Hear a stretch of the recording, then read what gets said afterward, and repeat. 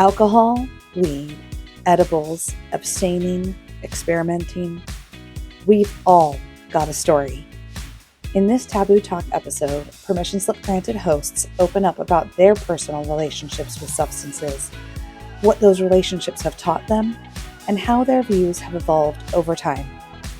We hear about a first drink at age 35, reflection on the early role substances played in identity, and insight into growing up around addiction and how that shaped the need for control, awareness, and boundaries. This isn't an episode about glamorizing substance use or moralizing sobriety. It's about giving yourself permission to explore, shift, and choose your own relationship to substances without shame. Expect nuance, laughter, honesty, and the message we all need to hear. There's no one right way to do this. But honesty with yourself, that's always a good start. So we can get some Let's of just do substances. Hey, today we're going to talk about substances, you guys. Okay. There's a lot of taboo talk around substances. There's a divide in our country, especially around substances and how people use or abuse. Let's go ahead and get some of your perspectives on it, Kylie. All right. Well, I We're mean, totally not recording, are we? yes, we are. Oh, we are?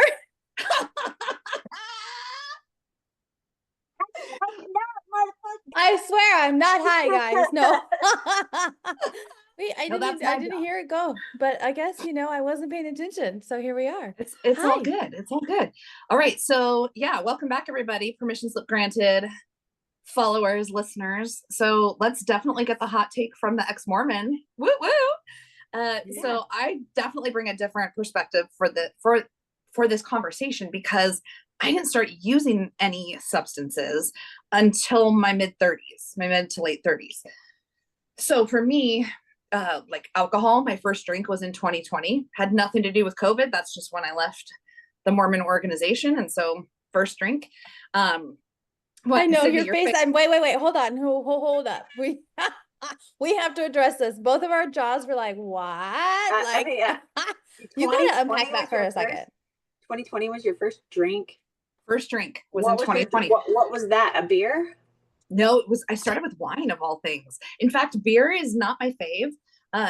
I don't love it. I don't hate it, but it was harder for me to acquire a taste for beer than it was for wine. Oh, you're still acquiring that taste. Let me help you. Definitely. When we get together in person, we will. Yeah, I love beer. Like I said, I'm learning to appreciate it. It wasn't the first thing, and I started at 35, and so for me, I'm sitting here going like, if I don't like it, I am not going to drink it. I have definitely at home poured a cocktail down the drain where I'm like, no, this didn't taste good. This was a failed experiment. I'm not drinking this just because alcohol is not the cheapest substance, So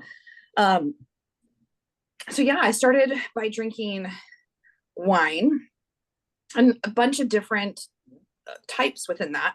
I think the first wine I drank, I'm pretty certain was a red, which is like crazy to start with, right? That's not necessarily everybody's favorite. Amazingly, I don't love white wine. If I were to rank between red, rosé, and white, I would definitely say rosé, red, white as far as my preferences go. After that, cocktails were mainly fruity and tropical, like coconut rum and those different flavors, which again I liked, but it wasn't. I didn't love. Here's where I was coming from as far as alcohol was concerned. For me, I'm drinking it to have the buzz. I don't want to be full on drunk, right? I've only had one experience like that, and I blacked out for like 15, 30 minutes, which I didn't love. So it's like, I don't want to be in that realm, right?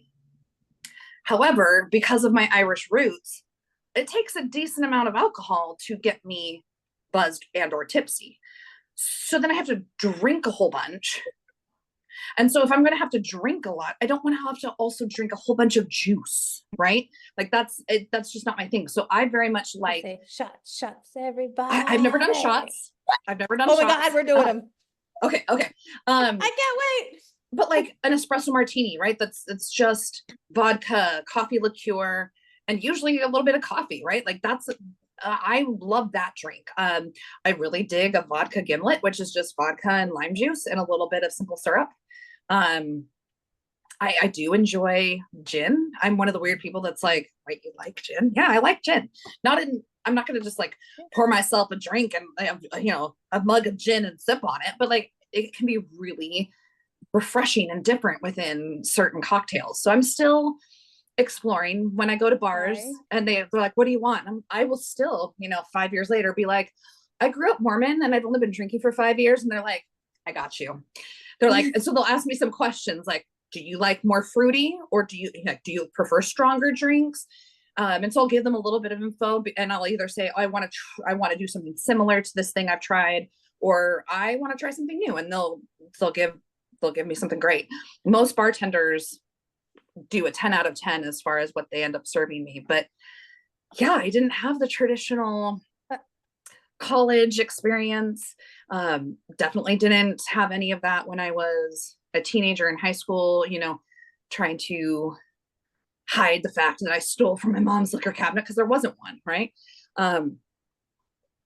So I'm pretty open, transitioning that to like my own experience as a single mom, my 2 boys. I've just told them from the beginning that, anything,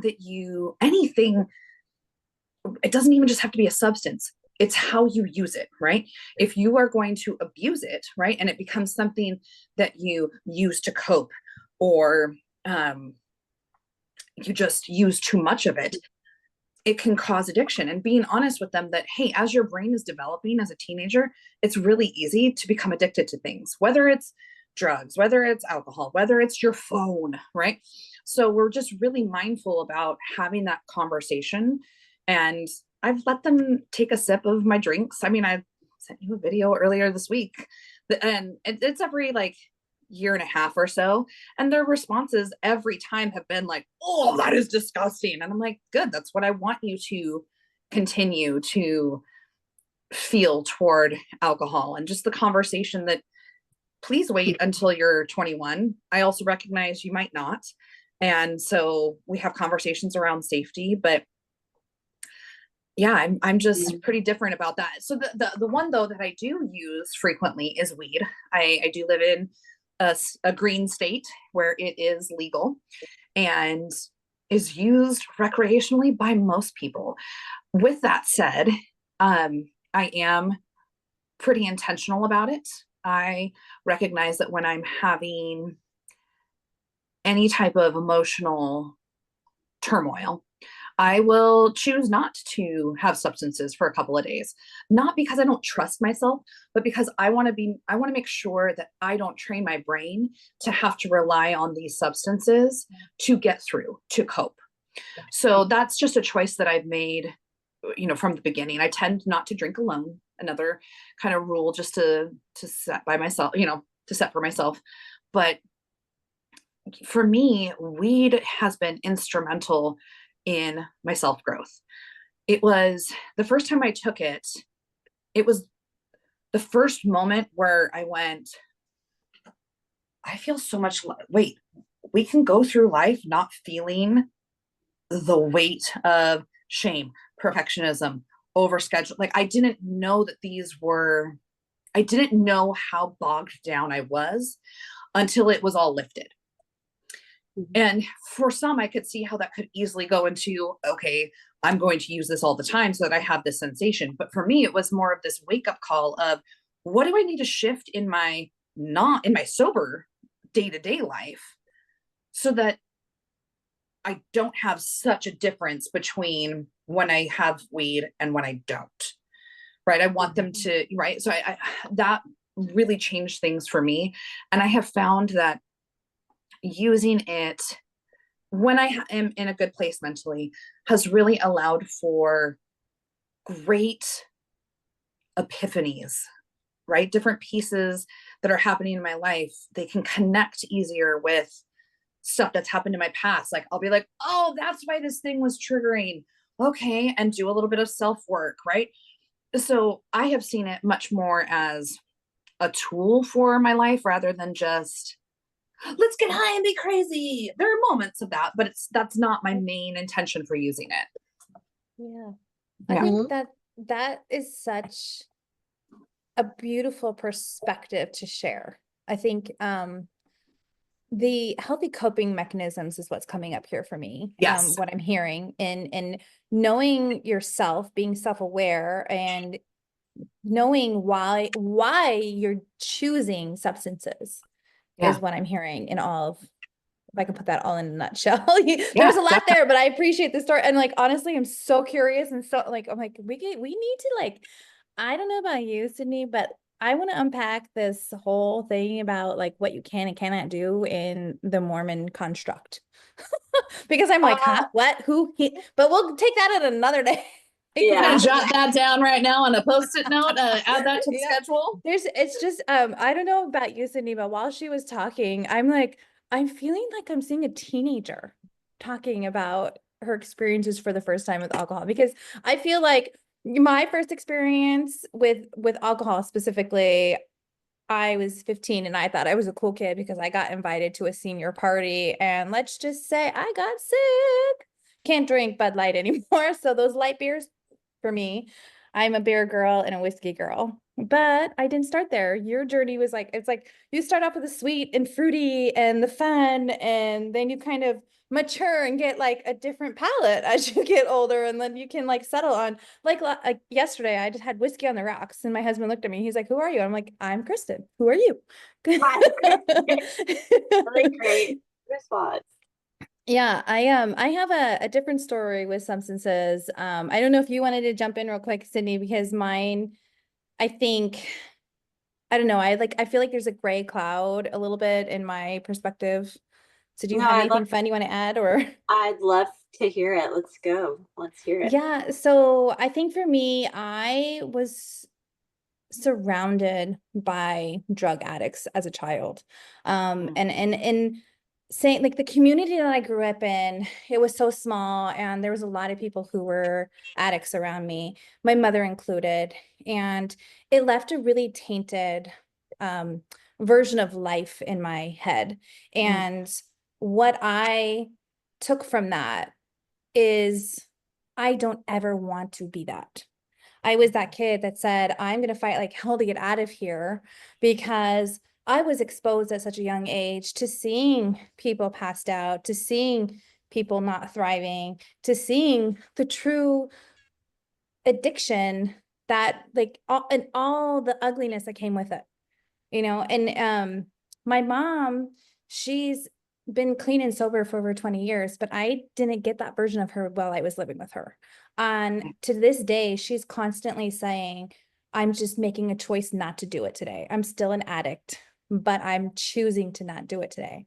And I think my first experience, I do have to say, I grew up, I made a life for myself, and I was drunk the first time I ever had weed. And I remember I scared my sister because it was my birthday. I was my 22nd birthday, and I was at an Aerosmith concert, and there was a guy next to me, and he kept doing this thing to like a highlighter, and I'm like looking at him, I'm totally drunk. I'm like, what are you doing? And then he was like, here, have some. And I'm like, okay, like I'm totally gone, guys. Like I'm probably like almost blackout level drunk, because it's my birthday and everybody's giving me free drinks, right? So you're like 22, right. Yeah, bring it on, And I remember I was like, I disappeared, and my sister had to find me, and I was laying just looking at the stars. And I just wanted to look at those stars, and I was like, this is so much fun. So I understood the fun part of it at that point. And so, but again, like you, Kylie, now it's more of a very intentional choice if and when and where I even consume something that is, I mean, at the time that was an unregulated, yes, I broke the law. Don't come at that time, it wasn't legal, but now it is. And like, I have no judgment. And if people can be functioning and they're not, I don't know, kind of a menace to society and destroying lives along the way. I think that there's a good balance that could be there, and like in a constructive way to use it.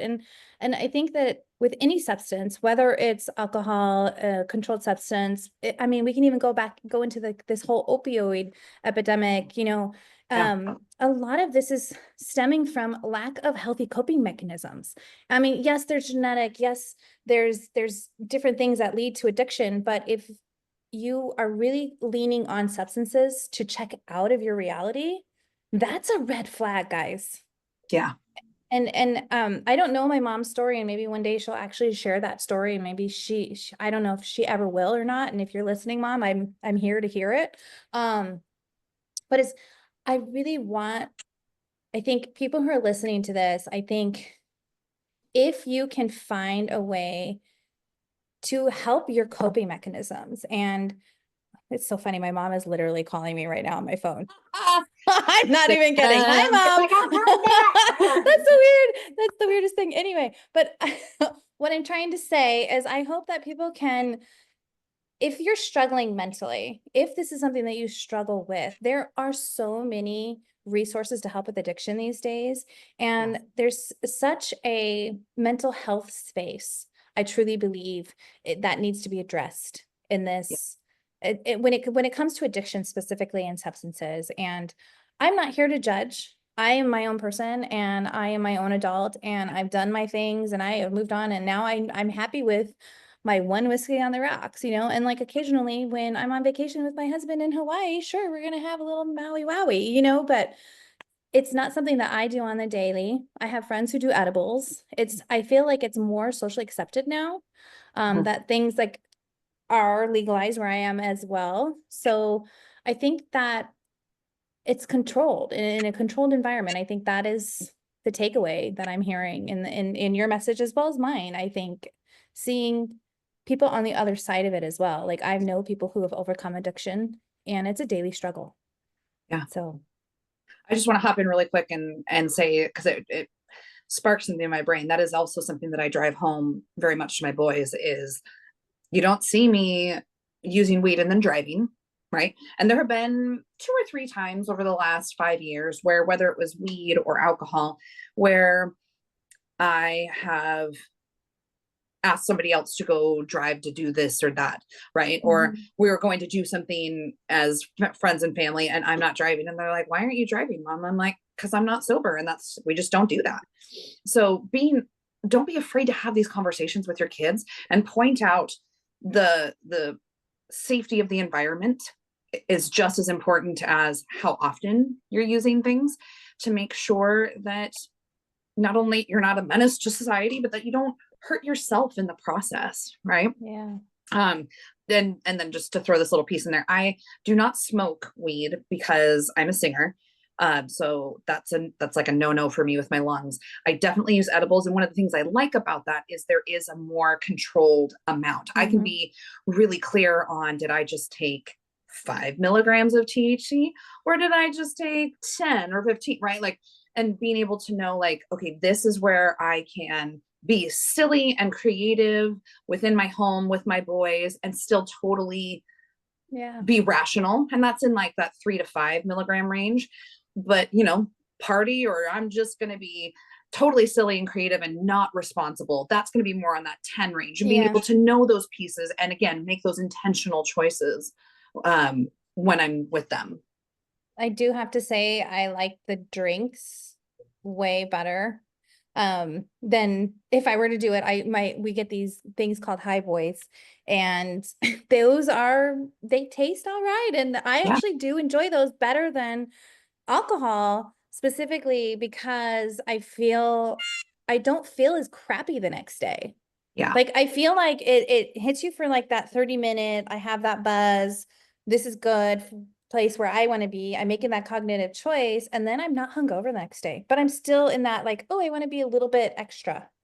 Yeah. I just want to be clear. I don't need alcohol to be extra or flamboyant or loud and crazy. Like not at all. But sometimes you just like, I think for me, it's when I want to be like, it calms me. I think I'm a high strung person in general. And so for me, it's more of a calming sensation if I were to engage in anything with THC at this point. Yeah.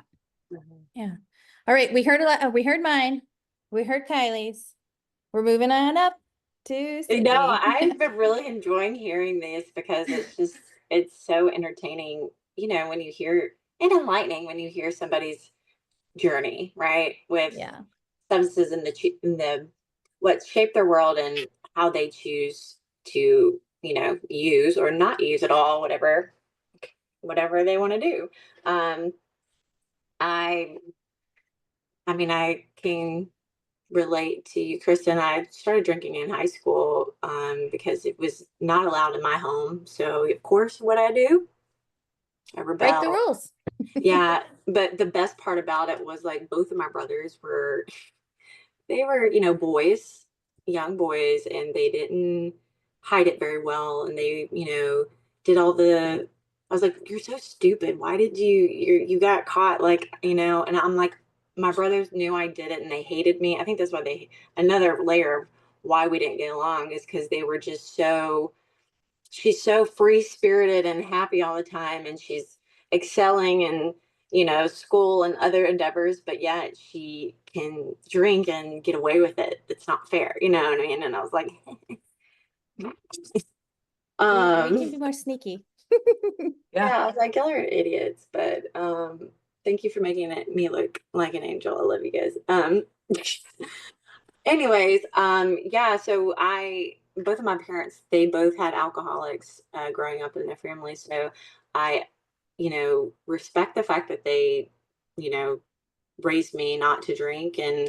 But now that I'm not 18 anymore, like, they also recognize I'm a human being and can make my decisions. And that's very painful and hurtful. As Kristen, you have experienced, and they just did not want to be that way. And so I took it upon my hands to, you know,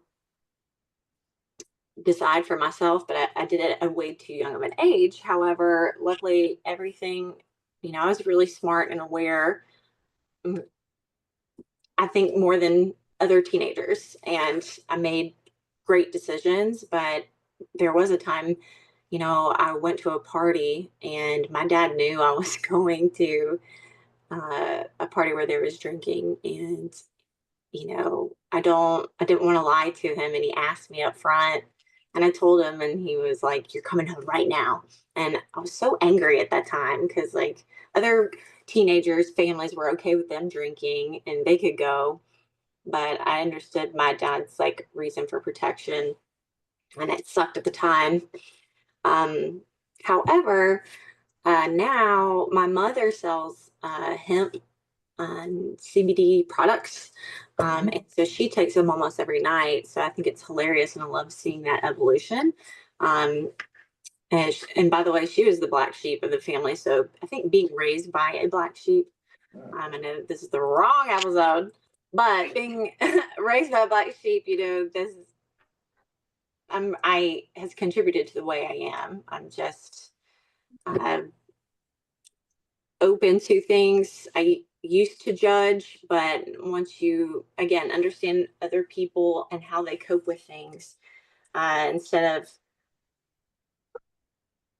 discussing feelings and discussing, with a safe person, it's easy to just pop something, right? But I've had several funny stories in college, especially on the dance team. Like I got way too drunk on my 21st birthday, you know, felt shame, got sick, couldn't dance at the game. And everybody that was celebrating with me that night were like, didn't realize it until like they were texting me in the middle of the game. They're like, Sydney, are you okay? You're not on the field. And sure enough, like I got in huge ass trouble, and I felt so much shame, around that, because the dance team was like, how dare you do this to us? Instead of, that was, I did a no. But, of course I told him I ate Taco Bell and got, food poisoning, which is such a lie. But everybody knew. And, I was just trying to cover it up. And my parents were sitting at the game, and they were, you know, with the other parents section and the Tiger Paw who couldn't, hold her liquor on her 21st birthday. But guess what? I don't care. Good time. But I back then it was, I had another teammate that was like so kind and sweet. She was like, "You're gonna come. I'm gonna get you up." And I was like, "I can't walk. I'm throwing up my guts." And I remember my mom coming over to my apartment Googling hangover, like, because she didn't know, because she's never let herself get that way. Anyway, but I do 100% agree with using within your knowing your limits. Practice, it's like, use everything in moderation. You can become addicted to anything, literally anything. And I hate it when people are like, "Oh, it's not addictive." No, anything's addictive if you make it right. Yeah, if you're using it as a crutch, yeah, for sure. And when my first job out of college, I worked for the CDC and I did tobacco research. So I smoked cigarettes all day, every day. And I knew so many people in my life who are addicted to cigarettes. And nicotine is one of the strongest substances, addictive substances, and it can just kill you, ruin your life. Health wise, it, it's like watching somebody die slowly. Because your skin changes, your hair, all that kind of stuff. It's not healthy. Yeah. And I know a lot of people who do it in certain industries. I think it's almost like a social thing. People go to parties and they say, "Oh, I'm going to have this," and before they know it, they're addicted to it, or they become alcoholics, right? And I think it's so healthy to just make it the norm. That's like my dream, is to self-awareness, self-check. Let's reflect. Yeah. Let's get to, let's take a step back, because we all need that. Any of us can turn to anything to become addicted. Now, in the last couple of years, I'm just more in check with how much anxiety I'm having, because if I'm having a lot of anxiety, sometimes with staying from alcohol, just because it can, make it worse. Or sometimes it can make it better. I know when I just can't have a drink. Let's just put it at that. Gummies, I've had really funny stories with that. I don't know. There's two types of people in the world who can take gummies and like be chill, and then those who can take gummies and freak the fuck out, and that's me.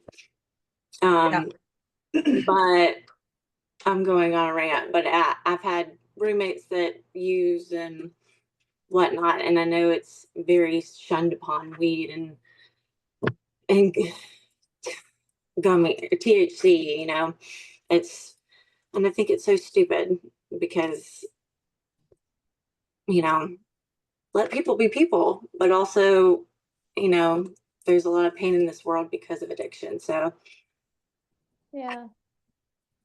I think I just want to add, like, there's, I think, so many different perspectives just in this room, but like one thing that like is coming to me is the opinions that we have are from our past, right? Like they really are the lenses that we see the world through.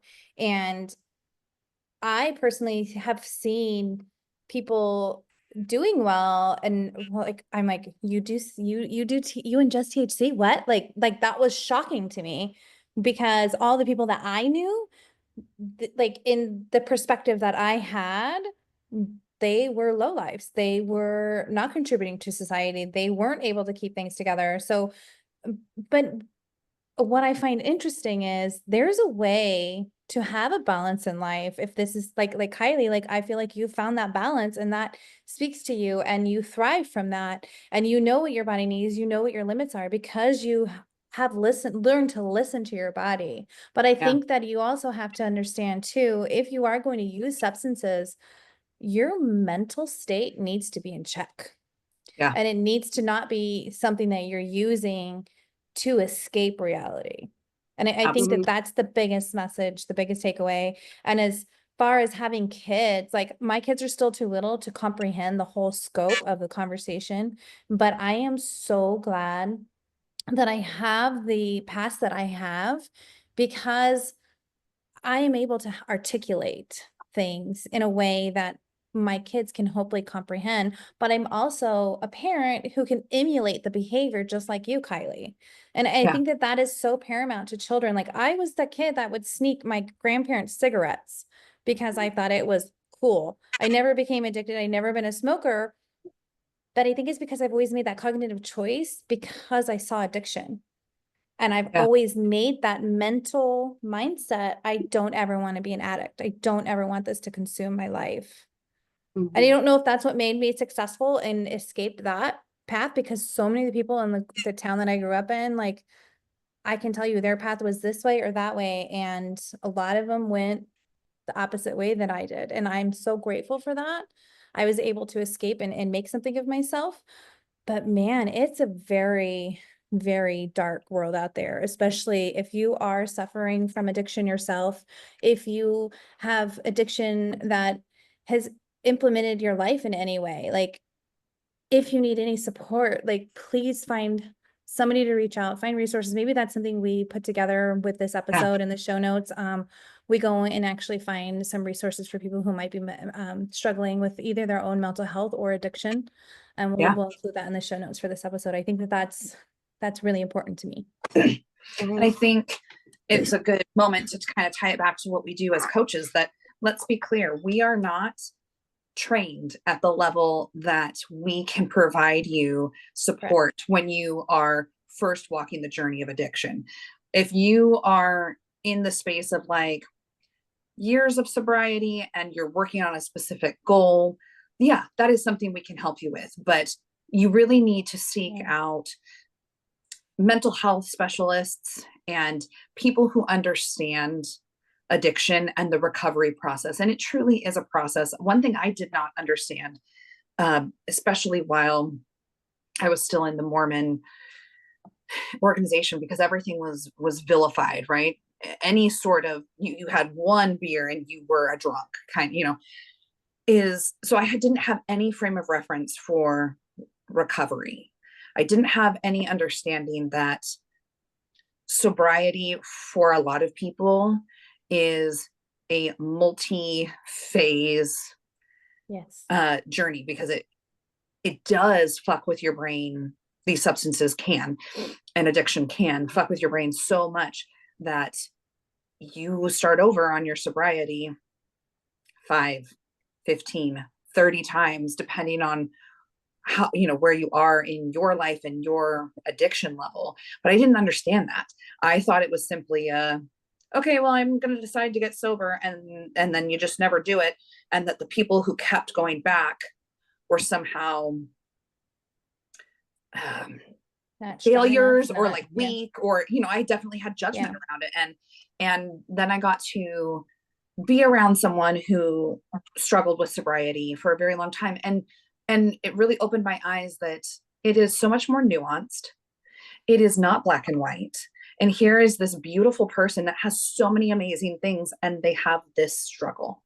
And it just gave me more grace to extend to others when they are in that struggle, when they are having that as part of their life journey, to recognize and that it's far more complicated and judgment needs to be withheld. So those are the things that were coming up for me as we were talking about all these pieces, because we want to be respectful. There are absolutely so many horror stories, for lack of a better term, of how these substances have impacted people's lives. And I think it's easier to blame the substance than it is to blame the behavior of the person. Right. I do know the relapse rates are really high for certain substances versus others. So sometimes it is partially the substance's fault. The addiction factor, but like what led to using it in the first place, right? That was, and I think, so I think it's just a far more nuanced and complicated subject, which is why I wanted to talk about it within this community. So yes, we will definitely put show notes together that have resources for people to reach out, national resources for mental health, for addiction, because while that is something that we can empathize and hold space for, it is not something that we as certified coaches can provide you the support for. So I just wanted to throw that out there. One last question, or a question I have. What do y'all think about,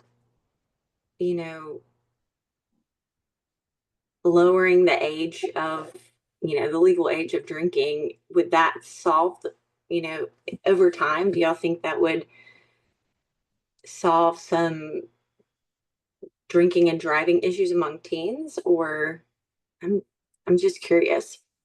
I mean, I would want to look at statistics from Europe, because I know that a lot of European countries, it's very common and just part of life that kids have a glass of wine. Not kids like 5, but like 15-year-olds might have a small glass of wine at dinner, maybe not nightly, but it happens more often than it would in the United States, right? So I don't know enough about the statistics to be able to compare, but for me, what I feel like is more important than necessarily lowering the age limit is just have more conversations with your kids, not just around substances is what they are, but how easily addiction forms within the teen years. And then to have that relationship with them, that if shit is hitting the fan, you're not finding out about it because they just got pulled over for drunk driving, right? Yeah. You're finding out about it because they're coming to you and saying they have a struggle, and you're working with them on that struggle rather than leaving them to fend for themselves and have to use a substance to cope. That would be I think that's more important than necessarily lowering the age. Yeah. So my husband is European. He's German. My best friend also European. My two best friends are European. And one of the benefits, I think, for lowering, so there's a difference there. So the age limit to drive here in the United States, for clarity, we're in the US, we're 3 coaches in the US. Hillary is our girl who's in Canada. I don't know what the rules are there, but in the US, we're driving at 16, we're drinking at 21. In Europe, you are allowed to drink around 15 beers and wines, driving at 18.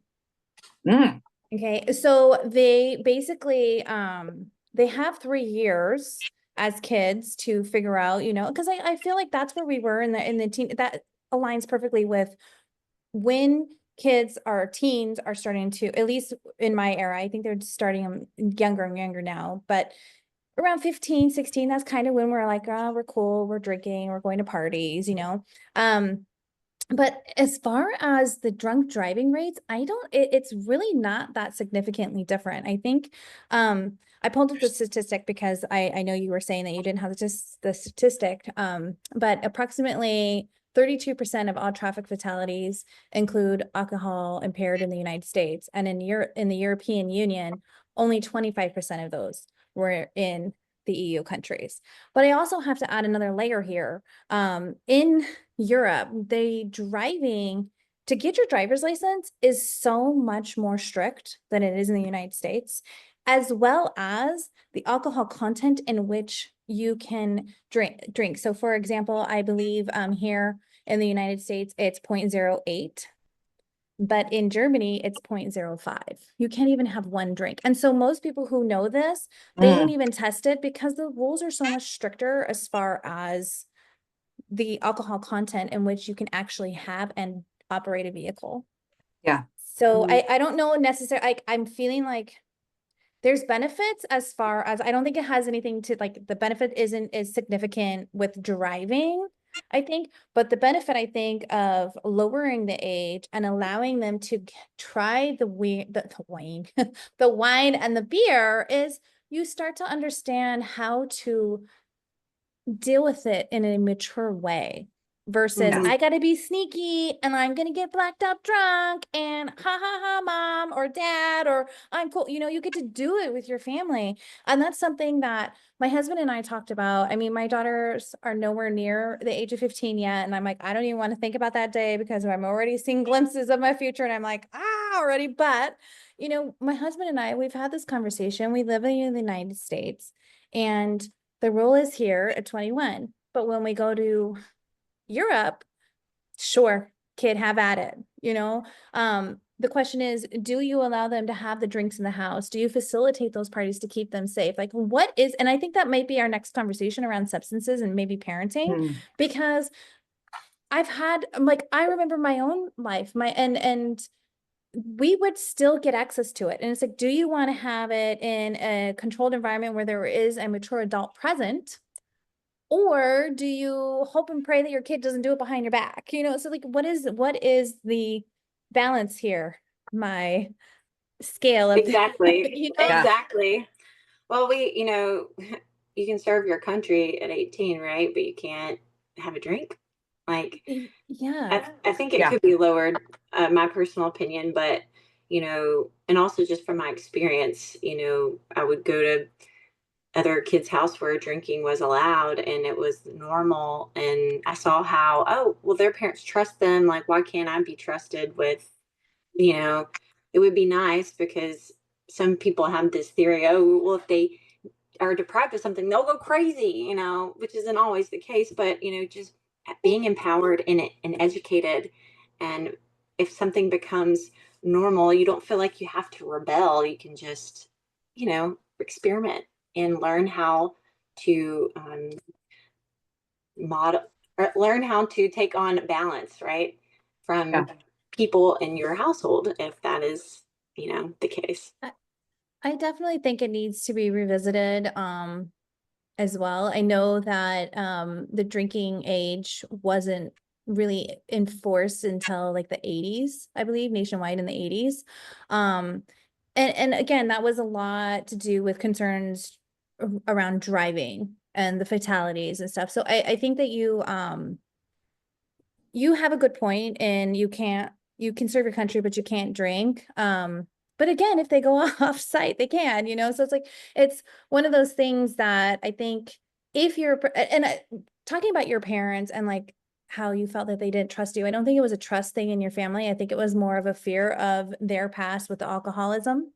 Right. And where your presence, where you are today as a parent. And I think anybody who's watching or listening to us at this moment is, I think the best takeaway is equipping your kids, having those conversations with your kids, giving them the information and the knowledge, and actually entrusting them to take the information that you're giving and put it into practice, because you're carrying it out in your daily life. And the more boundaries that you put on kids, the more they're going to push you, especially when they're in their teen phase, right? Like boundaries as kids, like, yes, you need them. I love you. This is showing your worth, your connection, hopefully not leading you to mental illnesses, right? With anxiety and depression and all this stuff. But then there's another layer of, okay, this is your boundary. This is what I expect from you. While you live in my house, this is what we need to have. And you need to decide what that looks like for your family. Yeah. Because I feel like my household, even versus Kylie's household, like we have some great kick-ass parenting, but they're not going to be the same because we have different values in our families. And, we might find those connections in those circles that have the same values, and we'll thrive together in those moments. But what I love about when I talk to Kylie about parenting advice, and sometimes we have these conversations, she's got some great tips, and I'm like, I'm so going to use that. And it's just having that open mind and just knowing what works for your family. Yeah. I think it's super important. Yeah. Absolutely. I want to throw something in here really quick, because you brought it up with the 80s and it sparked something in my memory. If you have access to Netflix, I definitely recommend, I almost said highly, which would then be a pun. I highly recommend this documentary series called Change Your Mind. And I think it's 4 episodes, so it's not very long. They're about an hour each. And they go into talking about different drugs that are now listed as controlled substances that have been used as recently as the 80s in a non-criminal way. They were researched all throughout the 1900s until like 60s, 70s, 80s. And not to go totally political, but a piece of it was this fabricated war on drugs that came up and that was presented to the United States, which, this will feed nicely into our next conversation of racism, because it was really ultimately racially based, to be perfectly honest. But this demonizing of these certain substances that actually have amazing medicinal uses. And so now trying to roll things back to be able to allow therapists to use them therapeutically. And the substances that you talk about are mushrooms, but I can't remember the actual, like, it's not THC. I can't remember and it's not LSD because that's a separate one that they talk about. But if you can remember, psilocybin. Yeah. Psilocybin. I think that's correct. But so mushrooms, LSD, and then MDMA, Molly, ecstasy, right? And these all have profound impacts on different areas of the brain. Specifically, psilocybin really helps people with like approaching death.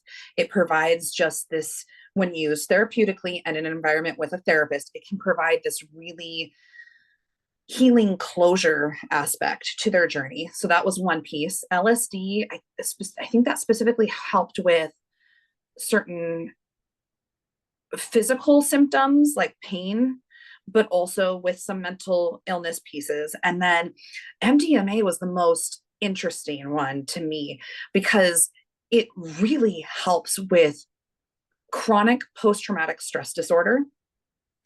There was this woman who shared her story, and it was around, okay, so she went through, and I'm going to go through really quickly, still watch it because she'll give a much more in-depth, but basically she, within, I think it was like a 6 to 12, maybe 18-month period, she experienced Hurricane Katrina there, like in Louisiana, experienced that, was raped and became pregnant, had her brother commit suicide, and then her mother murdered her 2 partners and then killed herself. All of these major traumatic events happening. And she went through therapeutic sessions with the MDMA and a therapist. And there were pieces that she picked up in her healing that she had not connected, because in that enlightened state, she was able to take pieces like, she couldn't figure out why she always felt so anxious around her dogs, because those typically are great emotional support animals, right? Until she did one of these sessions where she realized that was the sound she heard right before she opened the door and found her mom and the 2 partners. She heard the dogs inside the house. And so her brain had made this connection that she was not even consciously aware of. So there's just some really beautiful pieces for some of these substances, not all of them, like heroin, cocaine, like some of these other, fentanyl and some of the opioid drugs, like those are not necessarily ever going to have a true therapeutic value. But there have been some that historically have gotten shunned and created as these terrible substances. When used correctly, they have these beautiful outcomes. And I guess that's what I would love to say about weed, right? That it's not just limited to being the stoner, the person who's like so chill in class and like just totally out of it and says the most boneheaded things. Like, when used correctly, it can provide some really amazing experiences and enhance your creativity. It can help with mental health. Not for everybody, like Sydney said, a number of people have panic and anxiety when they use it. So it is not for everyone, but just kind of have more of an open mind. That's what I would encourage people to have, is even if your experience is dictating a zero tolerance for yourself in what you wish to ingest, that doesn't mean you have to enforce a zero tolerance for everyone else, because their experience is going to be completely different from your own. All right, I'll quit rambling now. No, I think that was great. We both give it 2 thumbs up. No, I've actually talked to a lot of people when I was bartending over this last summer that do shrooms, and it's more of a spiritual practice. It's really not to get high. And I was asked so many questions. I was like, I'm intrigued. Tell me more. And the intent and the passion and the delivery behind it, 100% believable. And it opened my mind, because I would only assume that people did shrooms just to trip and get high. Some people do, though. Like, that's some do, yeah. to each his own, right? Like that is, I think, paramount in this conversation is everybody's going to do what they're going to do. And that's my whole thing about the legalization piece is like, if somebody is in such an unhealthy place that they want these drugs, they are going to do whatever it takes to get them. So especially with weed, I'm like, do you understand how many tax dollars we could get to go towards so many things in our country if it was just legalized and not demonized? And yes, there are going to be some people who are going to perpetually show up as stoners, right? And just live their life that way.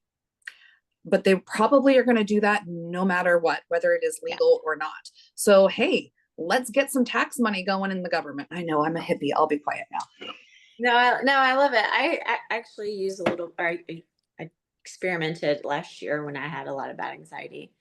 And I had to be really careful. I got this really beautiful pipe, this silicone pipe, which I didn't realize it was when I bought it, how different it was than the glass, because it only really needed 2 hits and then I could go to sleep, right? The purpose was not to get high. It was to calm myself down because I'm naturally just, with my ADHD. But anyway, I'm experimenting now with, which I know I don't need drugs I truly believe for my well-being, I don't need any drugs to, function in life. I actually find a lot of happiness without it. And I tend to miss things when I'm, under the influence of something.